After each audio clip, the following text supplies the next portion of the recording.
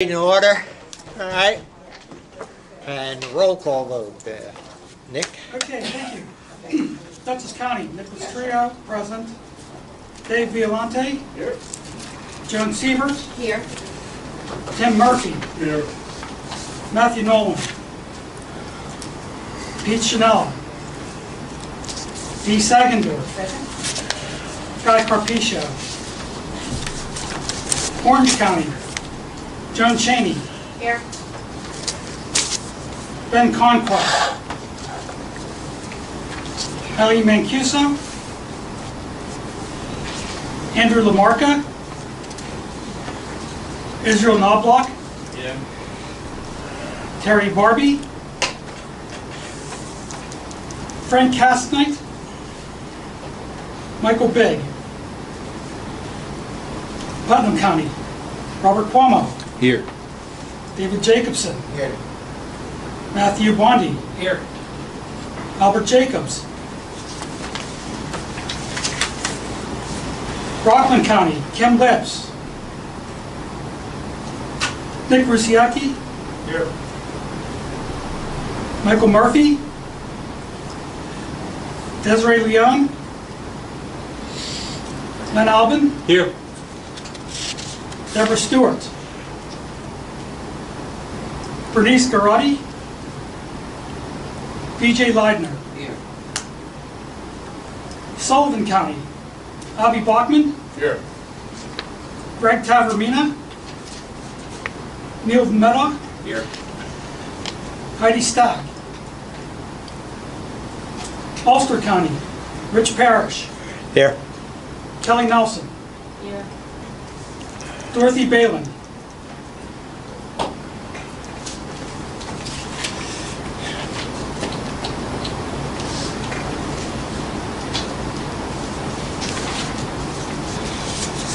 Present. 17, thank you. All right, President's report, I got some communications. Dear Karen, I'm writing this letter to inform you that on May 23rd, 2017, at the Orange County EMS Services Council, regular meeting listed below were voted on and approved to renew or replace their terms on the REMSCO. Israel Knobloch delegate, Michael Bigg replaced Dawn Marshall alternate.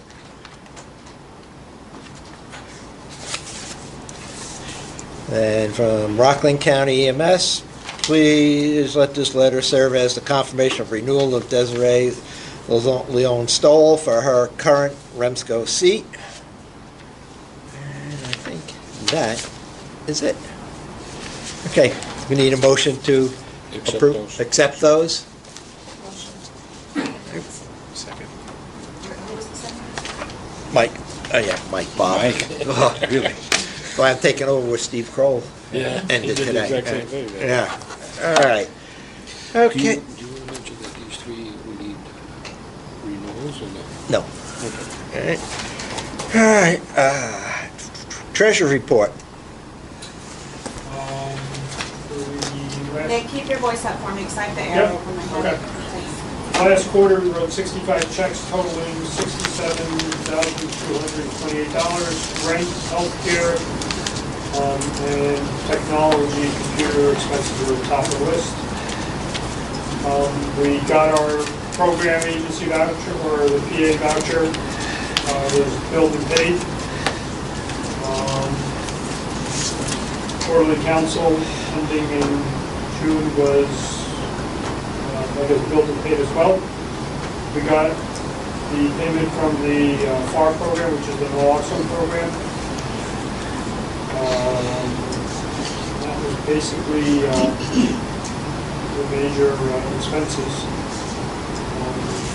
The program agency and our other accounts total $219,873. If you have any questions, or Bill has something else. Nope.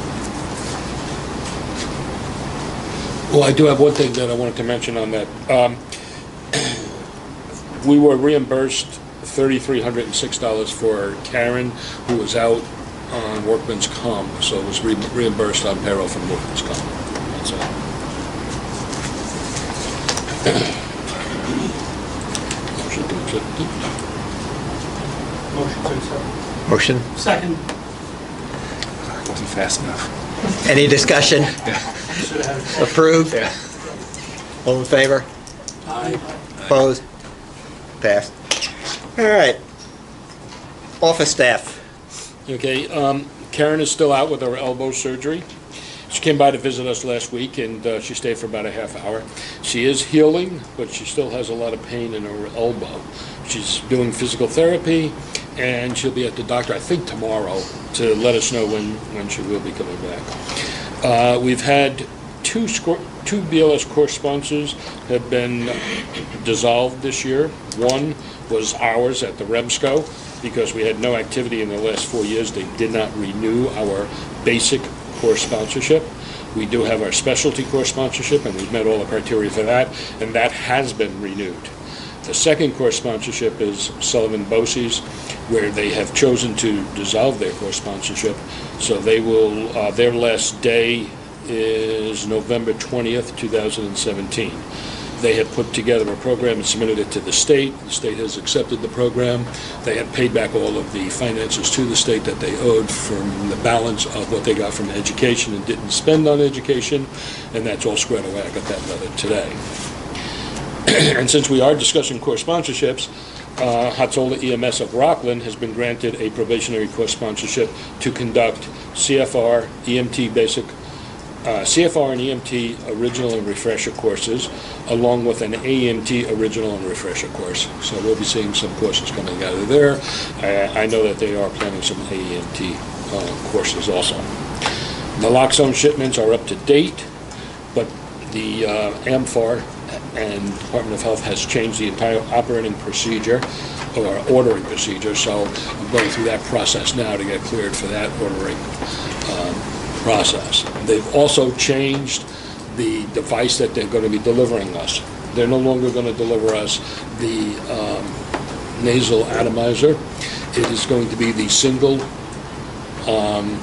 plunge type, I don't know what you call it, it's an atomizer, but it's a single plunger that they're going to give. Instead of being 0.2 milliliters, it's going to be a 0.4 milliliter dose. Is it 0.4? Is it 4 milligrams in 2? 0.4 milliliters. I thought it was, Energy went 2 and 4. it's 4, yeah, 2 and 4. That's the new one, I think. 4, 2 in each. No, No, it's 1. it's one. From what I understand, what they've done is they put it 0.4 over 1 versus 0.2 over 2. In other words, you're supposed to do the point analyze. 1.4 is a dose. It's a single spray, it's Thank a you. much thinner spray, very easier. So what's the total number of milligrams the patient is getting? I think it's 0.4. What, so we're going down from 2 That's to not gonna wake them 0.4? up. No, I think it's 4 milligrams in 2 ml. I think that's what it is. Because that was the discussion at the state. Okay. They approved it, that was FDA approved. Right, it's Yeah. been in our protocol Yeah. for a while It's 4 now. milligrams, 2 ml, Okay, all right? all right. And yeah, following up on Glenn's, they're finding that the single dose Narcan just isn't cutting it with what's out there on the street now. So, Yeah, Yeah. hence the 4 milligrams. Okay. The collaborative protocol update, all the providers are completed. We still have a couple of physicians that are straggling, but we're getting them done. We are going to be creating an AEMT exam for our certification of the new AMTs that are going to be going through the class. And the CMAC yesterday reviewed and accepted a good part of the BLS protocols. So what they've done is the collaborative protocol group have taken the BLS protocols out of the collaborative protocol and have presented that to the state for BLS protocols. Now, it went through the CMAC yesterday for discussion. It was now going to go through, and there was some small minor changes to it. Now it's going to go through EMS for kids and for the trauma system. And they're going to get the comments and the feedback back from there. make the adjustments, and hopefully in January, we'll be able to vote on accepting the BLS protocols that are submitted that are almost identical to what we have in the collaborative protocols now, which doesn't change anything where we are. You can use the New York State BLS protocols, or you can use the collaborative protocols. Both of them are accepted protocols in New York State, and both have been voted and accepted by the CMEC. Yes, Glenn? I'm just curious as to how you can have two standards of care regarding oxygen therapy. Regarding what? Oxygen therapy. And again, this gets down to education, teaching our newer kids that are coming up, or the new EMTs. We look at using parameters, above 95, hyperoxia is not good for people. And we've got two different standards that are written for the protocols. I'm hoping that they're going to come up with a definitive answer. Yes, that was a very major topic of discussion. They will, and they have, and that's why they want to combine those two. But it needs to filter into the education, because if you're not... In the education committee, that was discussed, the changing of the test and the questions and the actual education process that's going to happen with these new protocols. So that has been a topic that's been hot on the discussion. Right now, we're trying to get the protocols to catch up to what the medicine is, and then the education will catch up to that. Because I know the instructors are confused as to what they have to do and have to teach. Instructors should be teaching New York State's BLS protocols, because that's what the exam is written against.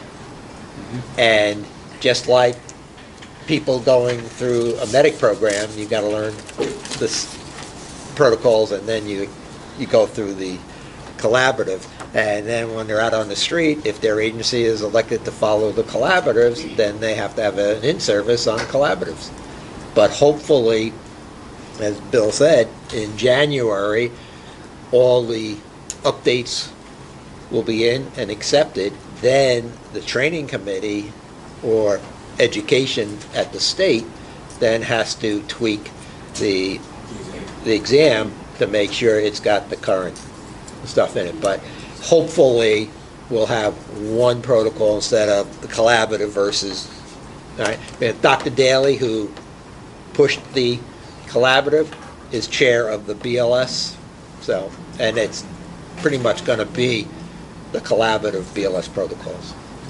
All right, but we'll see what happens in January. Our protocol committee did take a hiatus over the summer, so we have nothing to report from there. We have been doing a little bit of work on our policies and procedures that have to come out that we're taking from the collaborative protocols now to become regional policies. Our last CMAC and REMSCO meeting was yesterday and today, so that will come under an update there. New York State has expanded the availability of epinephrine auto-injectors to a lot of people, so don't be surprised if you get on a call and you see somebody already using an EpiPen, either at a sports center or at a food place or someplace else. All right? There's been a push on AHA called Mission Lifeline, and it's kind of an interesting thing. We've been invited to it as EMS, and we're starting to participate in some of their meetings, but their goal in AHA has always been ER door to balloon time. Well, now they're including EMS into that. So now it's going to be first medical contact to balloon time. And that's, they're asking us to participate in that segment of it. Now, we have also talked about from dispatch to balloon time, which can be very different than first medical contact to balloon time. So that you'll be probably getting questions and seeing surveys, and we'll be looking at PCRs and trying to capture some of that information. Did you explain that as Mission Lifeline? Is that what you were saying? Yes, it's AHA Mission Lifeline, it's called. They do have they have it, it's kind of like this is what they're submitting now, and it's, onset of the symptom, 911 dispatch, and then the EMS transport time and stuff. So it's how long before you can get to the hospital. They've worked on from ER to balloon time, and they've reduced that substantially by processes and procedures within the ER. So now they're looking to address the next big number, which is the transportation from the house to the ER.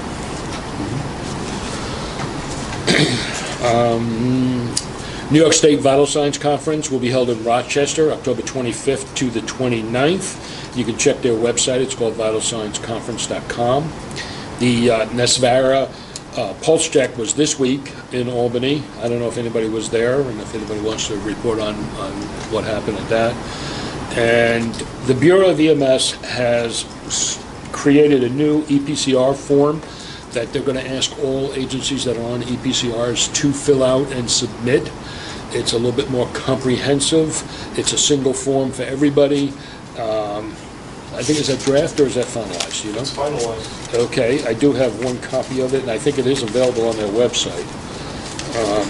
But it's a multi-page form that has information on there that will aid us in the use of the EPCRs.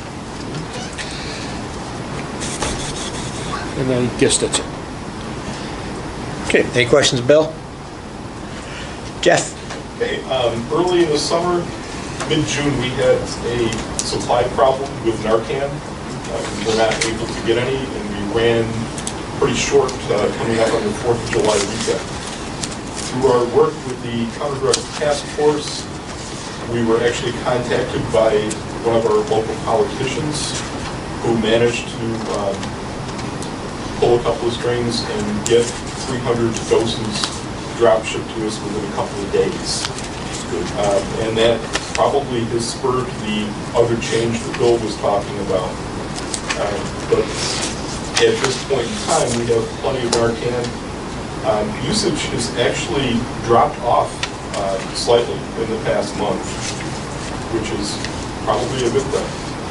We have distributed just over 1,000 doses so far this year, which is up about 40% over last year, which is still a significant number of doses being provided. EPCRs, as Bill mentioned, we did get another form.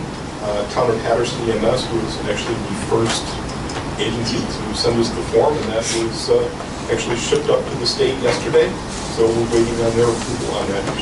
The form did cover a lot more than what we had been asking.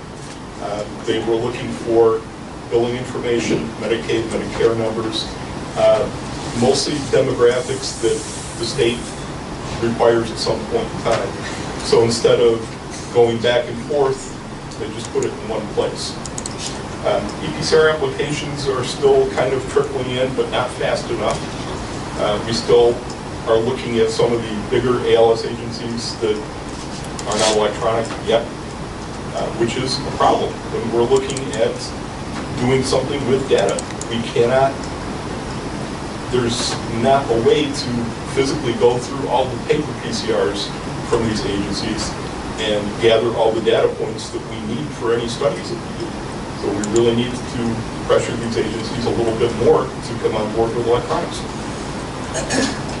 NEMSIS 3, New York State was telling us end of June. They did not, however, specify what year, so we are still working on that.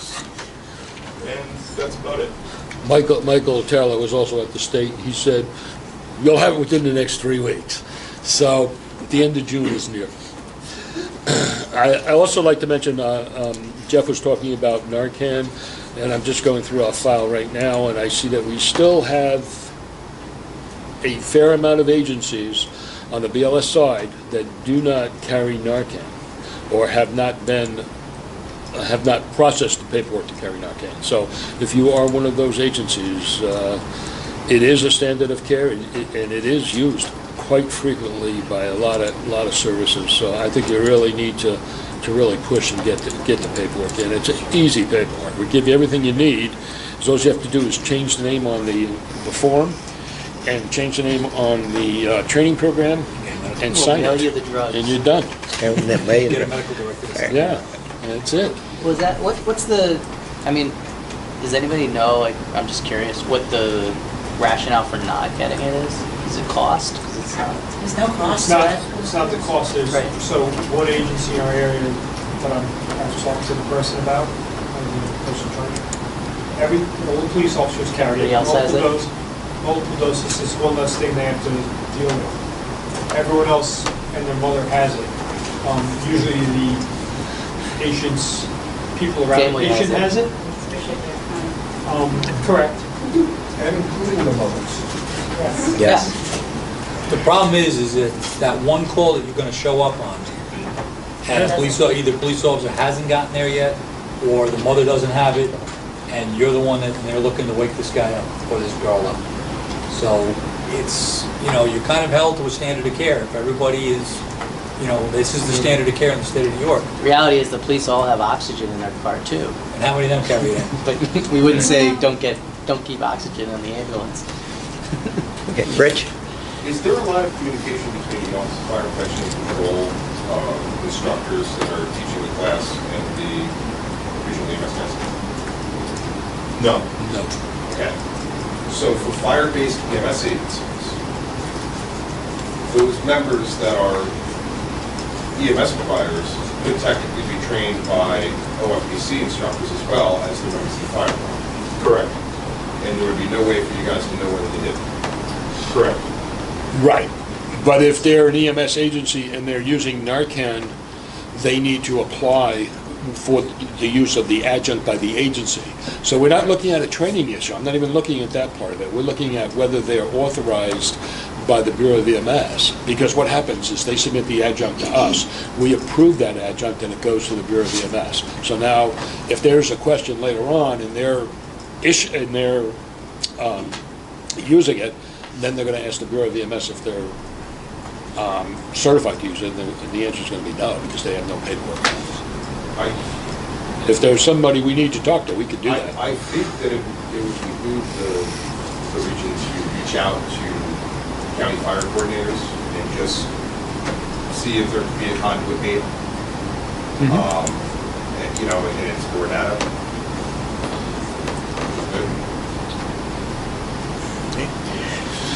Actually, your region is in pretty good shape, except for 2 fire departments.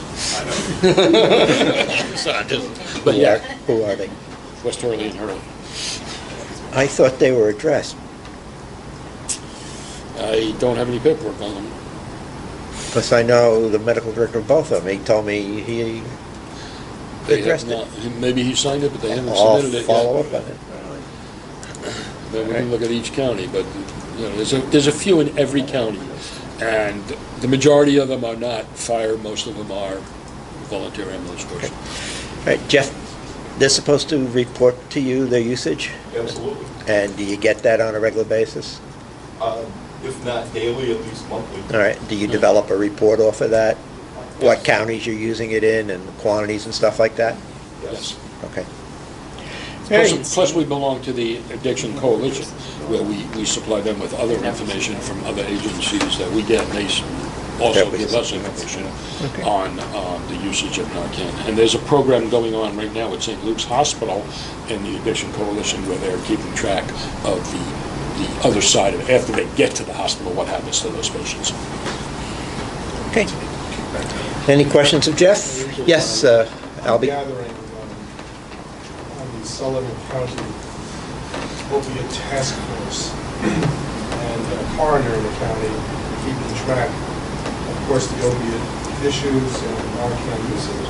I'm gathering that there is no real coordinated effort for these agencies to get accurate data. I hear all these different organizations that say that they're submitting. The county does it, EMS is doing it, fire's doing it. There are just so many that say that they're doing it, and there is not an accurate list data of the use of Narcan, especially in our area. So I think that's something that we should really look at, Jeff. We actually have been working on that, and when the task force first came to us to ask if we could help, the data that we were able to provide them with was by far the most accurate data they had gotten. Are you getting reports from Sullivan County Health Department? No. Because our coroner's office is now keeping track of the deaths. they're reporting that to the health department, who says that they're reporting this to the state of New York. I just from our office alone, we just do not see a collaborative effort of good data. No, there is not a single repository for all this data. Everything is chunked, and we don't know what law does unless they are under us as the CEO. If they are, they do report to us. We have some fire-based agencies that are very good about reporting to us. City of Poughkeepsie, Kingston Fire. We get reports from them pretty consistently because they need our stock. The other EMS agencies that are still on paper PCR do send us the reports when they use them so they can get restocked. Everything else I can pull off of the electronic data. So we have as accurate data as we can get. And one of the big things that we don't know is what happens before we get there.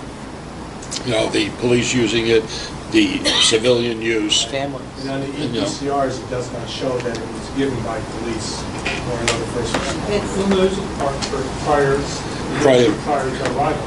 There is, but that isn't a NEMSIS required field. And that's where one of the other problems is we can't see that data. And we don't get the whole narrative, so we can't read what was in there. So the police agencies are not required to submit any data? It depends on where they get their Narcan from. So the point well taken, that is really not accurate. We'd really like to know. But you don't Yeah. even know. I mean, the reality is you can buy Narcan for your son or daughter, and so the number of administrations that are happening without the public, response system being activated is probably.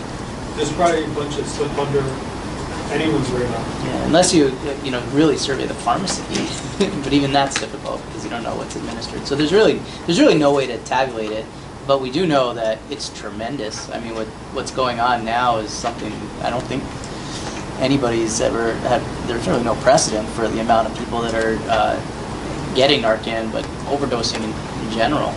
It's, it's epidemic. This is my emergency department. We're seeing. We have a CAPE team member, which is somebody that's designed.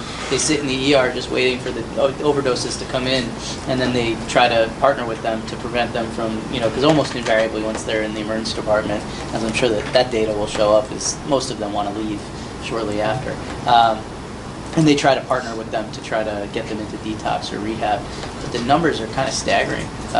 Cardiac arrests, looking at my site's cardiac arrests from August, the majority of them were not old people. It's the first time I'd seen that. It's usually elderly cardiac arrest, medical arrest. They're all young heroines. So it's sort of you guys know it's written it's on all the papers, but it's certainly more than I've ever seen. That being said, the data that we were talking about before, I guess it's I always say the same thing that you say right after, but getting everybody on EPCR is really the only way that we can get good data about what we do know, at least, which is pretty much everything else that we gather and try to tabulate. And with regards to the Mission Lifeline and the real step as far as STEMI care, the only way that we're going to accurately be able to track patient onset of symptoms to balloon times is if we actually have accurate EMS data as to that goes through NEMSIS 3, which means EPCR. So if anybody, I know the barriers are always financial, but it's so, everybody says the barriers are to going to EPCR are financial, but what was the cost when we spec'd it out last time? It's pretty small. For BLS PCR, it's under $1. For an ALS PCR, it can be $2 to $2.50 a PCR. But you're adding a lot of data to that. You're adding your EKGs, you're adding other specialties in there. It's still less than the price of an ambulance battery. Pretty much. Probably. And the hardware is not prohibitively expensive because you can do it with a tablet. Right. And the thing that you have to get with a tablet is a really good hard shell for it. That's literally worth its weight in gold. Any other questions? All right. Dr. Papish? That was my spiel. That was your spiel? Okay. All right. Training committee. So we are currently running and finishing a CLI class, thanks to our training committee for putting it on, thanks to Rich for being the program coordinator for that. And County Dave, Department just of- raise your voice for me, okay? And Orange County Department of Emergency Services for hosting this. We've got 22 students in there, doing pretty well, so we're happy with that. From the training committee, we have a seconded motion to come to the floor to make myself and Sal Morrow program coordinators and Bernadette Jakuda and Nelson Machado regional faculty. We've had several program coordinators leave, and we are down on regional faculty, so we would like to move those personnel forward and send letters to the state to that end. So Okay. we'll make that motion here. It's a seconded motion, and do we need a roll call vote on that, or just? No. Okay. It's a seconded motion. Any questions on the motion? Does everybody know what regional faculty is? All right, yeah, good question. Does everybody know what program coordinator does? All right, so program coordinator is the individual that will actually run a CLI program, a CIC program, any of the other deliverables for the region. And they're in charge of the whole program, all the paperwork, everything that regional faculty are personnel that will then carry out the educational component in concert with the program coordinator. So we do need program coordinators to go to our classes and regional faculty as educators. And they have to be seasoned CICs to become regional faculty, and they teach the instructors and all the instructor level courses. Any other discussion on the motion? If not, all in favor? Aye. Opposed? Abstained? Motion carried. Thank you. Thanks, Dave. Thank you. I'd like to remind everybody to continue to use the regional website for CMEs. If you're having any kind of CME at all, send it off to the region so that they can put it up and host it. That's been going pretty well.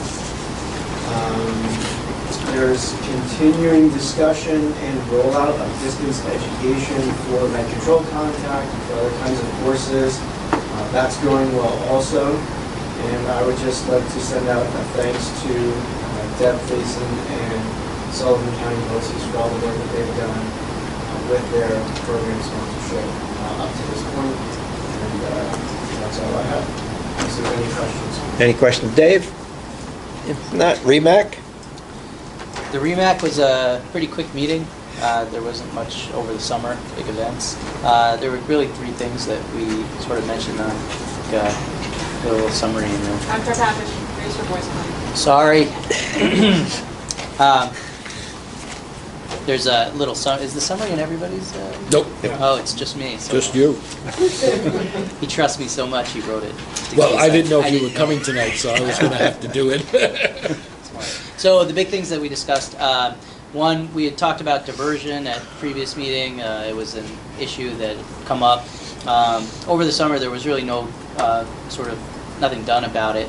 At the end of the meeting, we decided to send out an advisory to all the stakeholders, recommending that we essentially eliminate diversion in the region. That's the goal. Benefits pretty much everybody except frustrated people in hospitals. But what they don't understand is it really doesn't change their lives that much either. And so we're going to be sending out a draft letter to all the CEOs and ER directors talking about our forward plans to eliminate diversion, and also to start using the Westchester diversion software, which incorporates all of the Hudson Valley Region's hospitals as a means to look up when somebody's on diversion, and kind of use that as the standard for everybody for reporting diversion. That was one. The second thing, within Ulster County, a lot of the fire departments through grant money are starting to carry cyano kits, and there was a discussion that ensued when somebody from was one of the Ulster County attorneys had recommended that we write a letter explicitly endorsing the cyano kit usage. We talked about it, our protocol is already, the collaborative protocol lists a protocol that allows cyanokit to be used, hydroxycobalamin, and so there was a discussion I'm sorry, about if you use what? it to be used for smoke inhalation and cyanide poisoning. There was a discussion about just setting up some training activities, throughout the region to talk about the protocol in general, because there's some other areas that do carry it right now, and there's a lot of areas that don't. It's probably a good thing that it be carried. And then lastly, we talked about Mission Lifeline. Is there anything else? Just the state level BLS protocols, which we already talked about. That's all I got. Just to elaborate on that Ulster County thing, the confusion existed in the verbiage of the actual protocol for smoke inhalation from the collaboratives. It reads hydroxycobalamin is not available. Oh, no. Whoa. Just say cyanokit. stuff. Yeah, stuff. Yeah. So, It reads. yeah, it reads hydroxycobalamin is not available in all ambulances and may not be available in all regions. It may be available for response to scenes through county fire, EMS coordinators, or as regionally established. Key phrase being regionally established, because when my county attorney saw it, she went crazy because she thought that regionally established was defined as regional EMS council established. So the protocol, which, again, you can tell an attorney until you're blue in the face that, it doesn't mean something and she's a bully. So that's why Ulster had come to the region for approval, because in the protocol, the verbiage it said regionally approved, when in reality it meant authority having jurisdiction. Right. So, I think we replied to her, right? We just said it's in the protocol. Yeah. Yeah, it was crazy. It is what it is. It is. But it has been accepted the way it is now, and we're good. Yep. Okay. The third one was the BLS. We already talked about it. All right.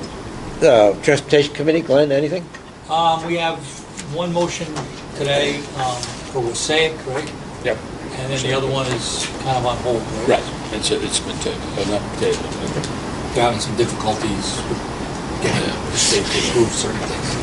So what we're looking for is, or I'm going to make a motion to approve WSAIC's BLS first responder application. Second? What's this one? Okay. I'm seconded from that committee. Okay. All right. All in favor, or any discussion on the motion to approve WSAIC, BLS first responder. BLS first responder? Okay. No discussion, all in favor? Aye. Opposed? Abstained? Passed. Anything else? No, that's it. All right. The other one that Glenn was talking about is Gardner Fire. Fire Rescue was looking to transfer their ownership over to the fire district, but there were some issues, there's some legal issues with them that they're trying to work out with the state, because there is nobody left of Gardner Rescue that can create or dissolve the service or sell it. So they have to work out some details with the state. So that's why it was on our list for tonight, but it didn't have enough effort to get everything passed by the state. So they're still working on that. We might see that soon.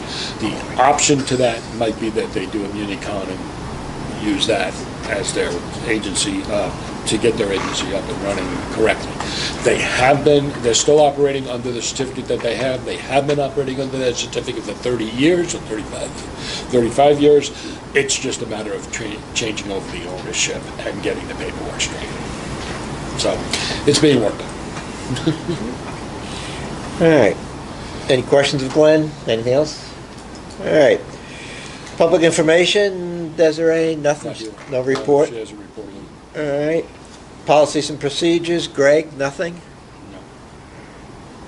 Legislative bylaws, Albee. Excuse me, nothing personal. Okay. Oh, boy. Yo, go ahead, do it. I'm happy to say that no one has submitted any proposed changes to our bylaws. They are nice and secure.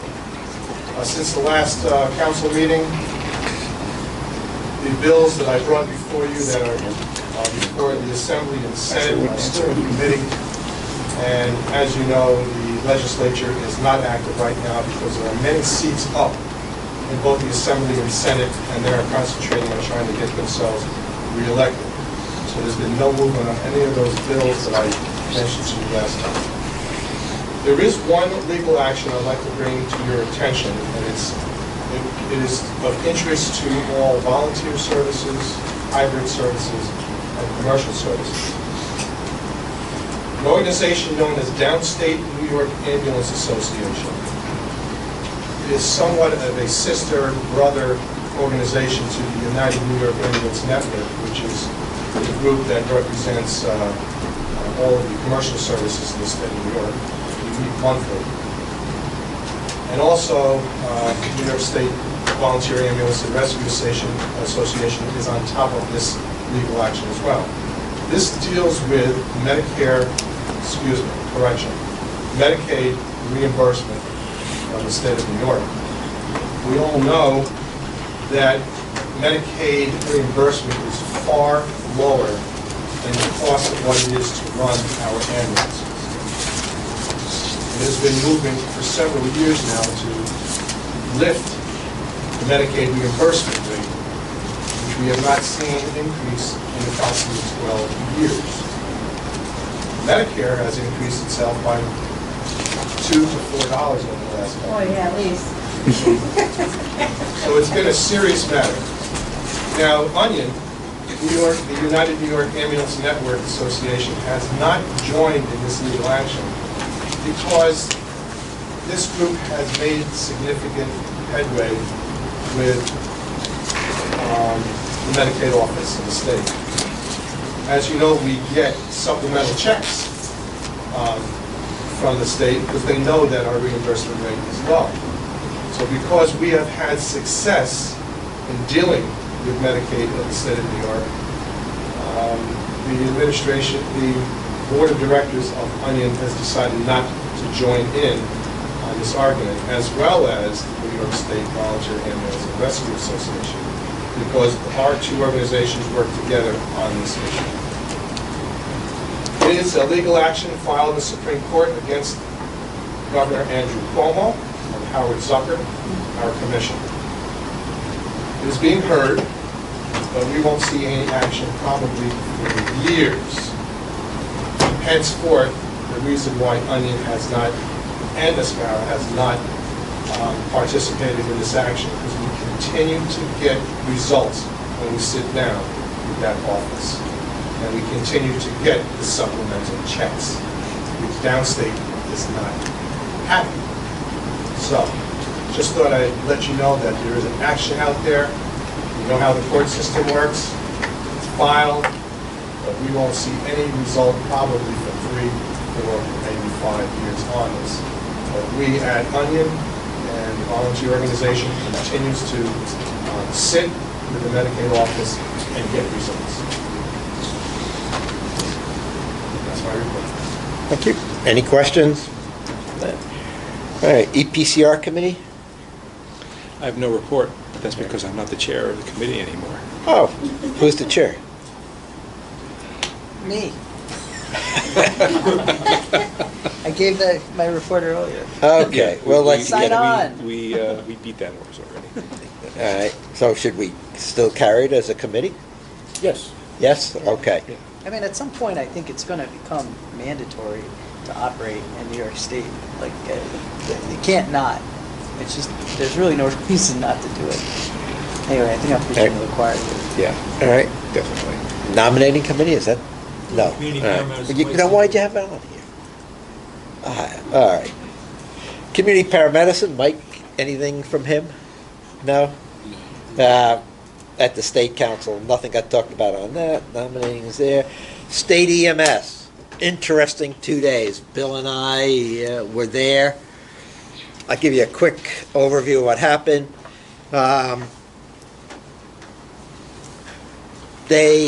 Yesterday during CMAC, they got called out of the meeting at about 10:30, never came back. They were called to a meeting with the Commissioner of Health, and they felt that the meeting was very positive, talked about workforce, hospitals and local governments, and we've all talked about this, need to really get together and work with EMS. Talked about financial sustainability, Medicaid issues were brought up, Medicare. Futures of the EMS, definitely EMS belongs as part of the healthcare system and not happening. The DSRIP program, which is the A Healthier New York, EMS is not part of that, and it's all a goal to keep people out of the hospitals, and who better to get into people's homes than EMS, and that's community paramedicine, but community paramedicine didn't even get discussed at this meeting.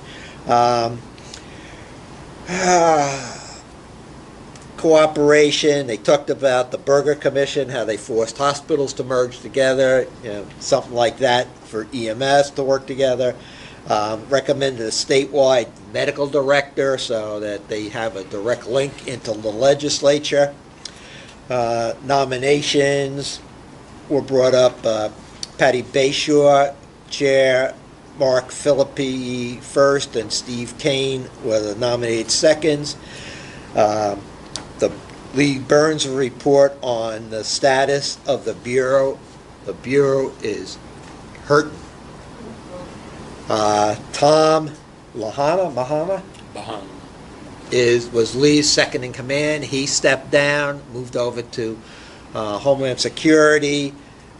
Donna Johnson, who was the driving force behind Vital Signs, she resigned, moving over into private sector, and Lee announced her retirement effective December 31st. There are no plans to backfill any of these positions.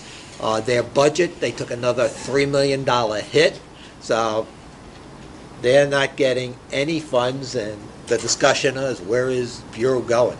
So that type of stuff. Lee did talk about the meeting with the commissioner, and they talked about the problems that were going on in Essex County, that it got so bad that the Board of Supervisors called a meeting with all the EMS folks. The governor's office was there. The governor's office committed to generate some PSAs, starting in the Albany area and then filtering out through the state. They talked about the Medicaid rate, looking at something for that, for especially in the rural areas. Talked about doing something in the BOCES areas to start school-age kids, get them involved in first response, that type of stuff. And then out of that, I'm going to talk about it right now, there's a change coming to our Part 806. The proposal is to lower the age to 17 to complete an EMT course, and that will not be effective. This is just, hey guys, this is where it's going, but don't go back and say, hey, now you can be 17. It has to go through the legislative hearing process and all, but they're changing that. So hopefully sometime next year we'll be able to admit 17-year-olds into EMT classes. All right. They talked about consolidation of services, and they mentioned something called ASK. Do you know what that means? ASK. All right, I wrote that down in. Looking at tier responses, and again, this is all in Essex County, training alternates, what to do with that. And again, we need to make noise. We do not do a good job of keeping the public and the press advised of what we do.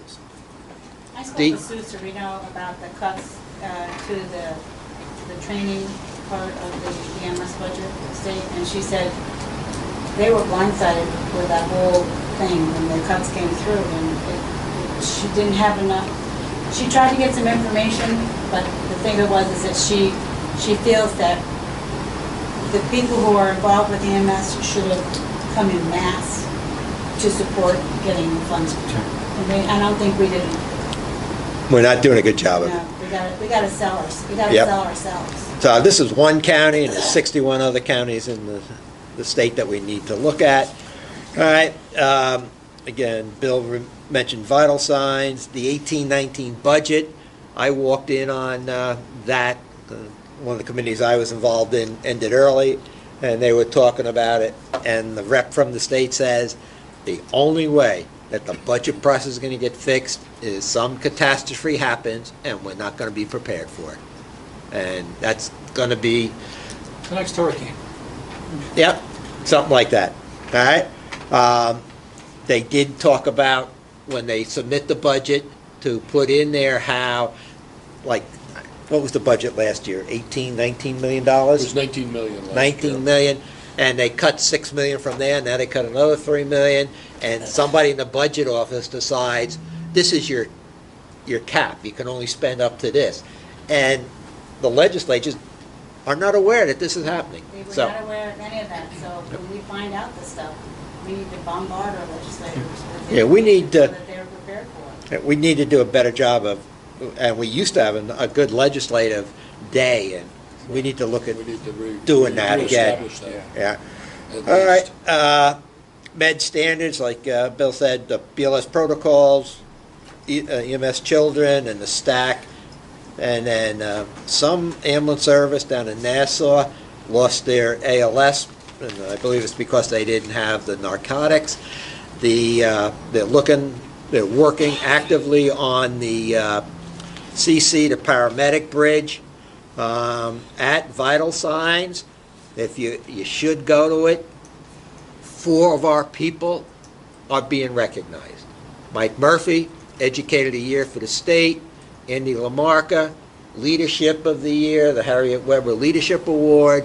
A communicator from Scott, what his last name? Well, anyway, communicator from Ulster County is the Dispatcher of the Year. Anzalone, yeah. And it was announced today, Kim Lippis is co-recipient of the Commissioner's Award. And Bob DeLoggi out of Suffolk County was the other. They both were submitted to the commissioner, and he read them both and says, both of these people should be recognized. And Lee's comment was, it's your award, you do what you want with it. So they're giving out 2, and Kim is one of them. So 4 of our people are being recognized, so we'll be there to support them. The CME program, this is in the education and training. The CME program is under review. Some of the things, and for some reason, usually Andy Johnson is very talkative about stuff, but he really didn't want to pre-announce stuff, but he says, well, we're looking at cutting some of the hour requirements, changing the forms and stuff. It's supposed to be announced at Vital Signs during the educational update, so that's in 2 weeks, so we'll see what happens there. The instructor exam, the CIC, started out at 45%. It's up to 69% passing. The CLIs is about 85%. They're looking to increase course sponsor specialty for specialty items. This region, we do a pretty good job of it, but there's some regions out there that have not held any course sponsor classes, CLI, CIC, instructor updates. So they're looking at, yeah, all right, get it away from the region and appoint some other people to it. Everybody should have gotten a notification about a Moodle survey about computer-based testing. They're looking at, is that the way to go? So if you've seen the survey, respond back to it. They want to try to update that type of stuff. All right, finance, we talked about that. System Committee, they had 3 CONs that were appealed, and all 3 appeals were upheld. The 17, the 18 we discussed, EMSC, there's some work going on with pediatrics and hospital regulations. A lot of hospitals don't do a real good job on pediatrics. And that's pretty much it. Anything else? Yeah, I had a few more. I attended a couple of other meetings that Rich did. Yeah. And one of them is the program agencies, which is what we are throughout, and all the directors of the program agencies get together. And we discussed a lot of the same stuff, but one of the things that we did discuss that wasn't mentioned was the EMS for Children survey is coming out again. Now, that's for a federal grant for New York State. And what the federal government arbitrarily picks so many agencies within the state. Usually it's about 300 or 400 agencies within the state. Our region will get some of them. We will get the list of who is going to get that survey, and we ask that you do return the survey as soon as you get it, as quickly as possible. It will be an electronic survey. What it does is give money to New York State for EMS for kids, and it's the overall pediatric programs that they run. They needed 80% participation. Last year, it was right down to the wire. They got the 80th percentile on the last day. So they'd like to get a little bit sooner so that they're a little bit more secure in getting the grants that they need. The app for the collaborative protocols should have been updated. So everybody should have received it. If they use the app, should have received the update. It updated all the information about the hospitals within every specific region. So we had 2 or 3 hospitals that had misinformation in it. We got that corrected. So that should be up there too, and you should be able to see that. On that app, it's got the phone numbers for different hospitals. Be careful when you hit the button on what hospital. An incident happened last week, 2 weeks ago. The EMS thought they were giving a report to a particular hospital. They were giving it to a different hospital, and the hospital started calling around and says, "Where's the patient? Where's the patient?" And the patient went to another hospital. The wrong phone number was used. All right, so make sure you're calling the right hospital. As your agencies start renewing, the EPCR form that I told you about will be included in your renewal packet, so you'll have to fill that out if you're an EPCR agent. Nemesis 3 will be, hopefully we'll see within the next few weeks. Now, the Susquehanna region, I'm not sure that's anything that we're interested in, but I was kind of wanted to see if there was a need. Susquehanna region has an EMS language line. So if there's a problem in speaking with a patient, you can call into this phone number, and they have a multitude of languages. I don't know if that's something that we would want to think about installing or using or have available. So if anybody sees a need on that, please let me know and what you think about it. You should get their phone number.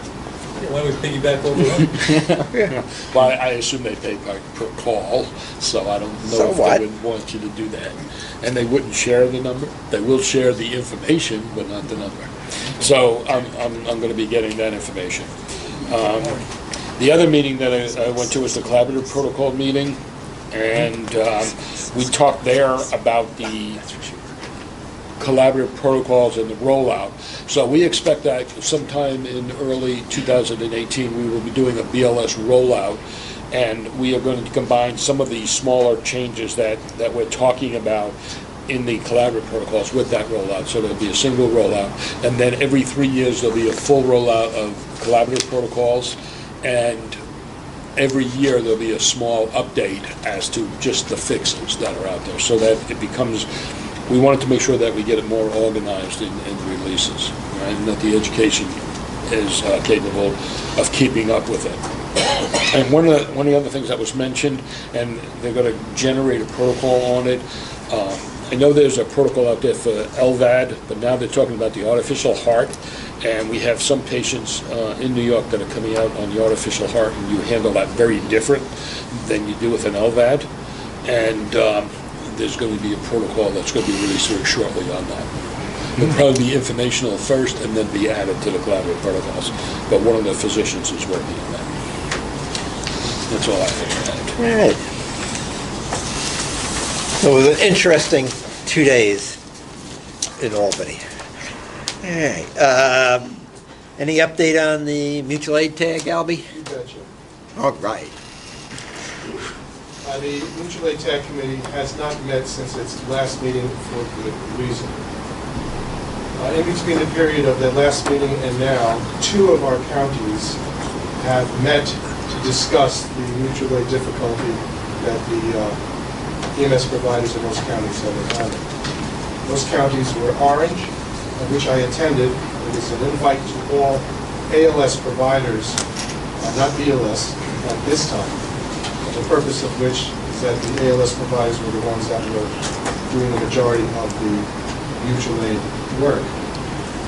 And they discussed the difficulty of getting crews out in particular areas in Orange County. Sullivan County also met recently to discuss the mutual aid difficulty in its county. We're fortunate to have stolen, if you will, a very bright gentleman by the name of Dan Depew, who came from Orange County, the town of Walk Hill, and I believe he was on the Orange County legislature, who's now part of the Sullivan County government. And he was the lead person in this meeting of the entire EMS community in Sullivan County. There is a problem in our region. It is no secret. Every county is having difficulty with its agencies getting out in proper time. The committee has not met at my village because I have one county out of the 6 that is refusing to participate in the mutual aid plan that was put forward by policy 12-06. I don't want to name the county right now. Because we're hoping to rectify that through continued meetings of each county to discuss the mutual aid problem. I reached out to House Counsel. House Counsel is the legal body for the commission, not just the EMS legal division. I went to House Counsel and got a verbal opinion. I do not want to move forward with the committee until we have the committee has. Remind everybody, the committee is made up of EMS coordinators, 911 coordinators, and others. I do not want to move forward with the committee until I get that written opinion, because that will facilitate us to be on board in this region to follow the policy of the commission. Basically, the verbal opinion from House Counsel is, although it is not part of Article 30, it is from the Office of the Commissioner of Public Health, the State of New York, EMS, that this is what he wants. And what he wants is policy. So when we get that written opinion before us, then the committee will meet once again, and to make sure that all counties are abiding by policy of Commissioner 12-06. I presume, hope that opinion will be forthcoming very soon. By next meeting, we will show it. Because it's been very frustrating for Andy and myself to move forward when we don't have compliance and actual resistance. So when that comes forward, I think that we'll be able to have something accomplished. Any questions of Albie? If not, all right. On the regional task force, there's no update on that. Expiring delegates, Ulster, I need to send them in a letter, and there was one other county. Yeah. Sullivan. Yeah. They have 2 delegates. Right, 1 in Ulster, 2 in Sullivan. All right. All right. Outside on the table, you should have picked up the 2018 REMSCO meeting dates. February 21st of 18, May 16th, September 19th of 18 is Yom Kippur. We need to reschedule that.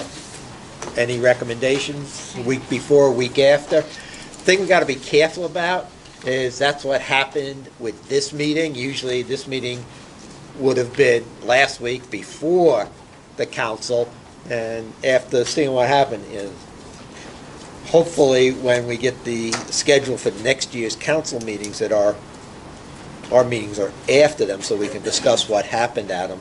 But again, what's your pleasure with the September 19th? Leave it there, or Why don't we wait until we find out when council's going to be? get closer to it? Yeah. Okay.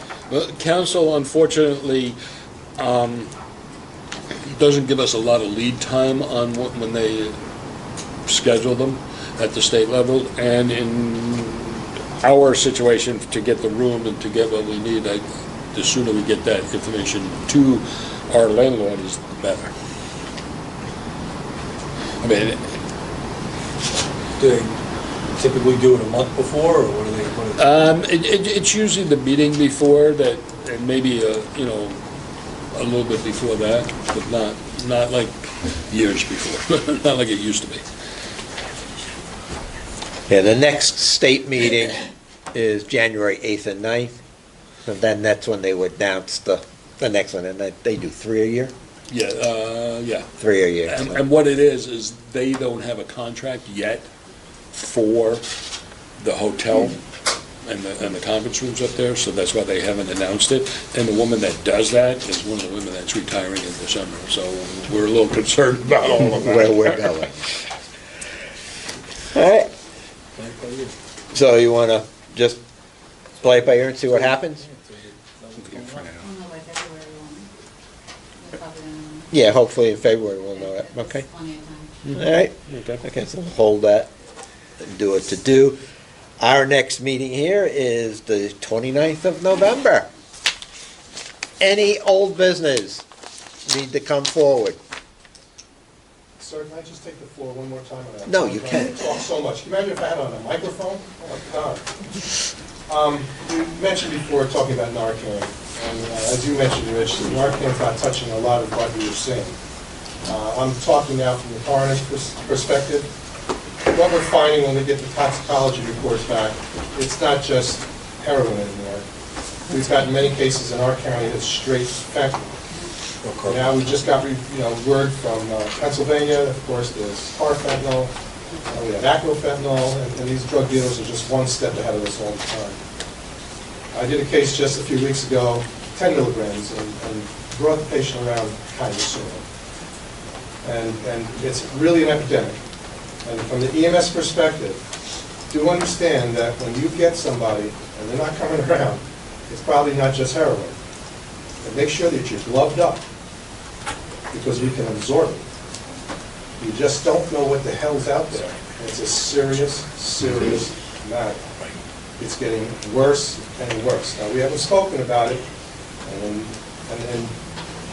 Rich, I got to share with you, because there's no cure for this thing, there's no answer to it, and it's only getting worse. The state of New York has granted to the counties they've recognized Ulster and Sullivan County as 2 counties that they're giving $2.1 million to address the issue through Catholic Charities.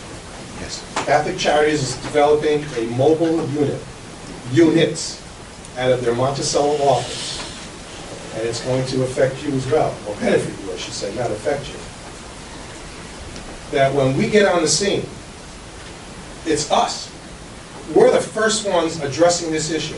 And I sit amongst professionals that are counselors, that are police, and everything else. They talk about these scenes. We're the ones that are there and seeing it firsthand. But these patients that we see, without having an exact number, 8 out of 10 are not being transported by us. And the police have nothing to do with it. They're not arresting these people. Well, what do we do with them? because we see them probably 3 or 4 days later. They're repeat offenders. So this mobile unit will actually come to the scenes to speak to these people, because that's where we can get that help for them, because there's no answer. Therapy ain't helping yet. It's not there yet. But if we can reach them outside of police presence, and what we're doing, we develop cards with a emergency number on it, that when we're at the scene, they're not going with us by ambulance, and everyone's leaving, we speak to them. We just give them this card. Put this in your pocket, just look at it, okay? We're police, we're paramedics, we're here for you. Take this card, give it a call, we're here for you. And we've gotten calls, the central number has gotten calls from the people that we have seen. So that might be the first step to getting people to at least talk about it. Because when we're there, police are there, everyone's there, it's very excited, they don't want to go, leave me alone, I'm here, I'm fine. The family says leave them alone. The point I'm trying to raise is, we're getting more and more of these calls. In our county alone, we have 21 deaths since the first of the year. I have over, I'm the ALS provider there, along with Jefferson there, and Jeff reports with me to the county for the stats. Over 100, this is Sullivan County, population is 73,000. Over 100 Narcan administrations since the first of the year. It's bad. And I had another overdose death yesterday afternoon. It continues. It's just not going to stop. But we're not talking about it. I just want you to be aware, as you are, I'm sure, that it's not just heroin anymore. Make sure you glove up and perhaps even mask, because we can absorb this stuff. It will affect us to a certain extent. So just paramedically speaking, please be aware of what's going on. And the gloves, it's recommended that they're colored gloves, so you can see the powder on them. That's right, the orange or the black. Or Yep. And the other thing, yeah, as EMS providers, we know to ventilate, but a lot of these folks give the Narcan, and they think that's the magic drug, and they'll just sit there, oh, it's going to take effect, and they've got to be trained, they got to start ventilating to get this stuff in there, all right? So, all right. Any other new business that needs to be brought? Yes, Dave. I just wanted to make a comment about Albie's position earlier with the mutual aid. And I think that we're finding this issue where mutual aid ends up being a tool whereby a lot of organizations now are using that to cover their usual call volume instead of mutual aid. And I think that that's just showing us that these agencies are tapped out and can't do it on their own. So maybe a good positive way forward would be recommendations to have these agencies consider combining in some way, shape, or form on broader levels than the smaller township cities and villages where they are to larger organizations that could pull resources and maybe do a better job in the communities. Not because they don't want to, but they just don't have the resources, and it's understandable. But I think maybe that would then help with some of the great ideas as well, and it would help to bring care out to the communities sort of in a better way. So maybe that's something that we can push out there in some way, shape, or form. That has been discussed. As you know, it's the governor's initiative to do consolidation throughout the state of New York. And it has trickled down to the counties, so not only EMS, but for fire and highway departments as well. So that has been discussed. I can just speak for the county, Sullivan County, they just had that open forum, and that is discussed as well about consolidation. So you can push that, absolutely. It's happening. One of the answers. It's happening in Dutchess. A grant was just approved to several communities to do this. And so, and as the committee moves forward to make suggestions when we get this thing going on how to make it work, that would be one of them for sure. Also, with the committee from Orange County, looking at this, we all know on a state level, and because New York State's home rule, we are not an essential service. So one of the things the Orange County Committee is looking at is maybe even at our Orange County level, getting the declaration of an essential service. It's so important because then comes the financial. So some of these organizations, all the same thing, is if we are like fire and police an essential service, or roads, or whatever, you know, the basics of it. And the communities, we don't do a good job of letting our communities know, nobody's looking out for you, you're not an essential service. Your health, your life, your emergency is not an essential service. Doing it perhaps at a county level, Neil just said, from the bottom up, that at a county level, get these declarations, and then the New York State Association of County Managers, or whatever that association is, then bring it to the state of New York to push it forward. That's a great idea. I mean, this is money, What a great and we idea. know that, but it, you know. We're the bastard child. If we come up, what we're working at is coming up with a plan. These are, we know the problems.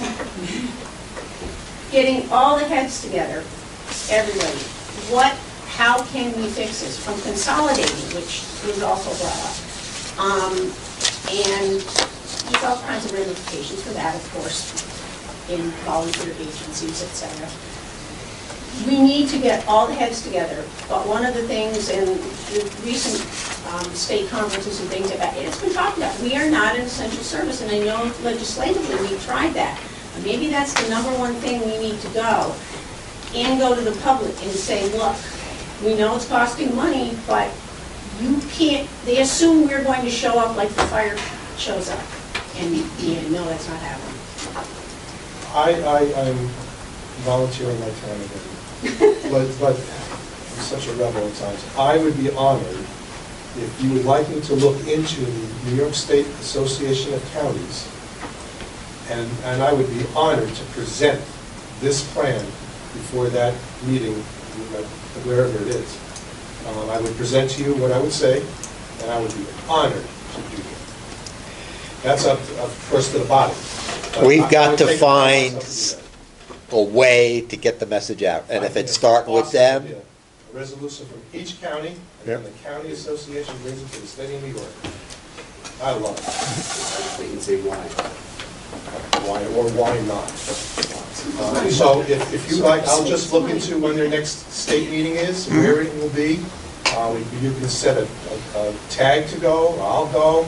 I'd be honored to speak. I'll tell you what I'll speak. I'll give you a copy of it. keep me in the loop, and yeah, I'd be honored to do that. I'll go with you. I don't have a problem with that. It was at, Bill talked about this Mission Lifeline, and I'm trying to remember, I guess it happened after the May meeting that we had here, but the report, we were there, and they did two scenarios. One was in hospital, and then they out of hospital, and they talked about how they had to wait for ambulances and all, and they talked about how, ambulances are coming, and you gotta call them, and I said, whoa, time out.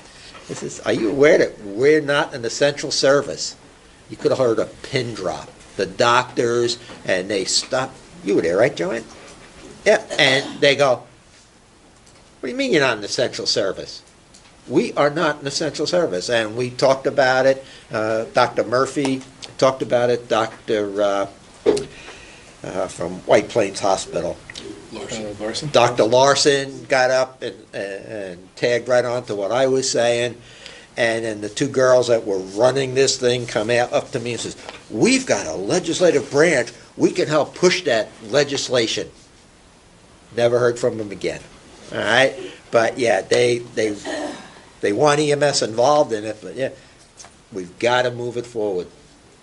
That Lifeline, Good Sam held a captain's meeting, and it was brought out that they're going to try and get us, they were going to work on getting some form and things, so that we are then, they talked all about that for both STEMI and strokes, from our initial time, in fact, to the point they were getting so specific that they wanted us to use our cell phones so we had an accurate time to that. And ORMC has talked to us about it also, about being part of this, where they're bumping it back from ER door to medical contact. So Getting a lot of attention. Yes. Along the same lines that stroke got attention now, they're bringing it to the cardiac. All right. Anything else that needs to be discussed? I have a question. Yes? I don't know if anybody else goes to nursing homes. No, we don't go near that. I have a question because are they required to have AEDs?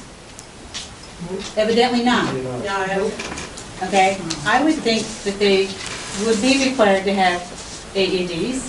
Okay, our local one has decided to get one because we've had so many cardiac arrests over there. Anyway, but the thing of it is they're going to be putting an AED in, and they're asking me to help them as far as setting up a crash cart type thing, so they can have it in a central location. It's a ground floor, first floor, and a second floor. So I said, keep it in the middle, have a crew for each shift that's going to be dedicated to that crash cart. They're a skilled nursing facility, I believe they're supposed to require. They're a skilled nursing facility, but they are not required by law to have AEDs. That's kind of weird. Okay? I also question who teaches them CPR, because some of their CPR is absolutely astonishing.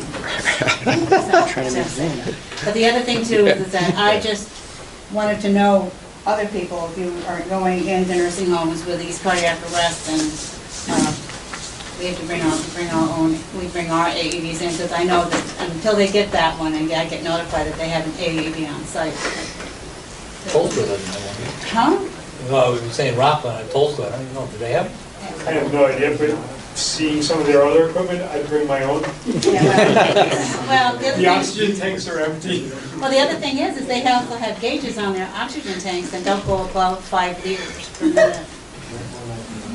Okay, I said if we're going to be using a BVM or a non-rebreather mask, we need to have a better gauge on this, girl. Yes.